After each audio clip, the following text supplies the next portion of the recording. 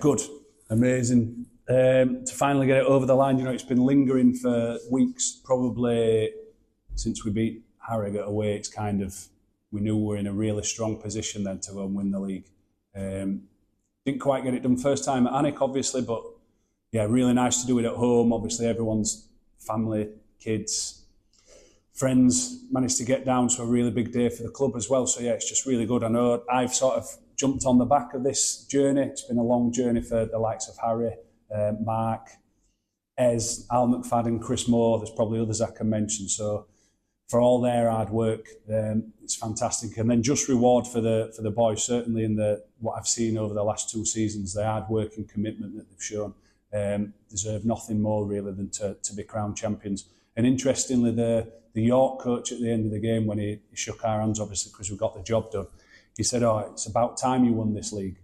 And at first I took it as like a bit of one of those thinly veiled digs when he's saying congratulations, but it's you should have had it done by now. And I think what he probably meant was, I'll speak for him, is that we've been one of the top teams in this league for a good while, and actually it's about time that we nailed that top spot because we've been good enough for a while. So yeah, really, really good.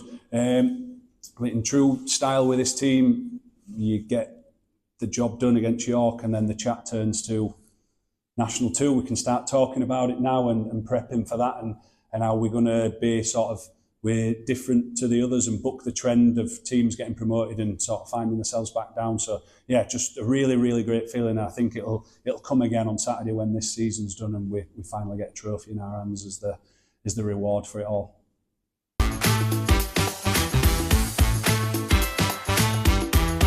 Yeah, obviously the one that wasn't to be, so got the league over the line and we're really happy with that, and didn't quite get it done on the Wednesday. Fair play to Sandal, they turned up and put a heroic defensive effort in.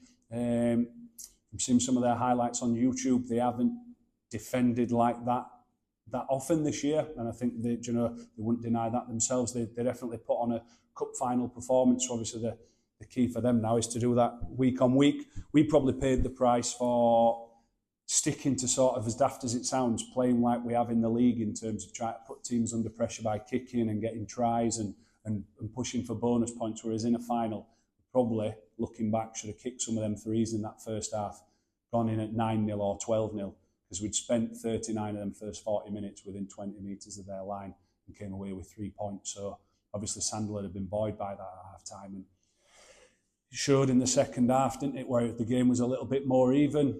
Yeah, fair play to him. Worked to be. Our boys, it weren't a lack of effort. I think just getting up for 21 games prior, it just wasn't quite that bit in the tank where there has been other weeks to get us over the line again. But yeah, one that will probably rue, but it didn't take the gloss off being league champions. It was a nice addition, really, because the cups aren't what they were in terms of going through 4 or 5 gruelling rounds and playing the best in the county, are they? Not to say that now we've not quite won it, but I think us and Sandal had played a game apiece to get to a final, so I'd sooner be league champions. The double would have been nice, but given the choice of the two, take the league every day.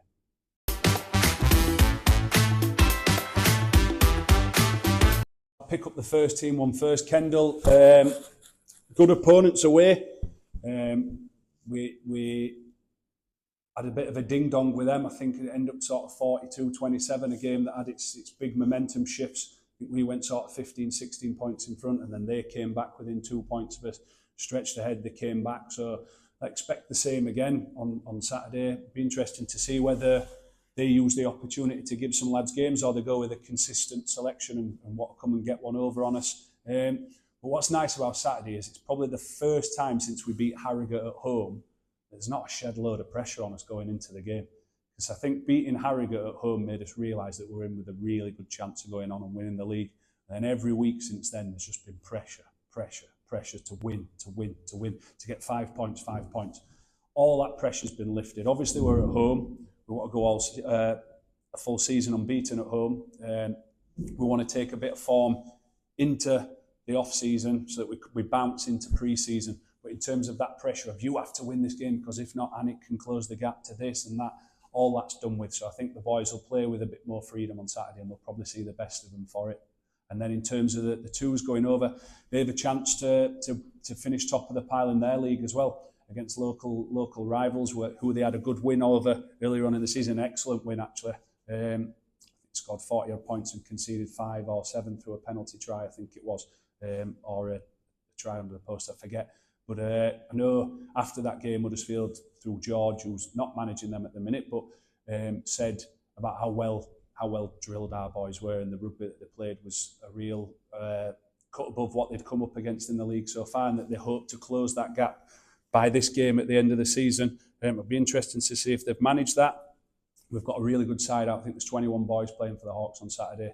Chance to give some boys who've trained with us over the course of the season, but have been playing some school rugby and college rugby and things. They're all available this week as the school seasons have ended, so it'd be great to see them finally in the shirt and playing a game.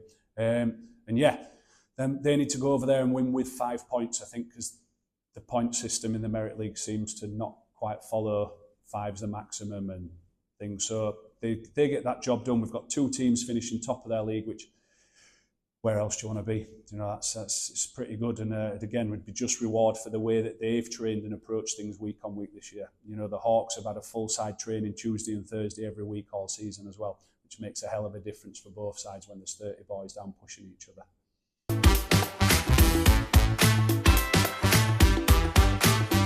Yeah, if you were writing how you want a league to finish, that North West League's probably how you want it. You've got first playing second, championship on the line. You've got third playing fourth, with the last playoff spot on the line. I think, is it Burton and Stockport in third and fourth? Yeah.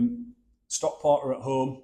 We played them in pre-season. I'm actually surprised that Stockport haven't been more in that title mix, because the 15 that they put out that day were really, really good. Whether it's been a case of underperforming at times or not always having that 15 available, I don't know, but I expected them to feature and push Huddersfield and Anselmians more than they have. However, when they've played both of those teams at home, they've had really close games. They turned Anselmians over, and I think it were a last-minute try for Huddersfield to get the win over there. So I'm backing them to beat Burton at home, take that third playoff spot, and they'll be really, really dangerous because they'll take confidence out of the games they've had against Huddersfield and Anselmians. And to move on to that championship deciding game, I can't call it because I don't know enough about Anselmians. They've had a couple of wobbles in terms of a draw and a loss since they last played Huddersfield, whereas Huddersfield have gone 20 games unbeaten and haven't really, other than that Stockport one, looked like they've been testing at any one point. They've scored a lot of points. From what I hear, the pack have just been completely dominating their opposition. There's a few whisperings coming out of Huddersfield that maybe this player's injured, that player's injured. You never know what to believe, though, deal with mind games and things. And boys, will they be injured, or will they think I've got 80 minutes in me? So I can't call it. I think home advantage might be the difference. But if the boys that I'm hearing are injured for Huddersfield don't take to the field on Saturday, I think that might give the edge to Anselmians. But it's going to be a hell of a battle up front. I think their hooker scored 30 tries on Anselmians. So that tells me that he's either electric or they've got a really good catch and drive. That said, the packs might be beating lumps out of each other to the point that in the last 10 minutes, if either of them Stewart brothers get their hands on the ball, and they could nick the game. We know all about those two from our games against them last year. So it could be decided any number of ways, that game, and I'm going to get splinters in my backside and go with a draw. But for Stockport to be dangerous in the playoffs, yeah.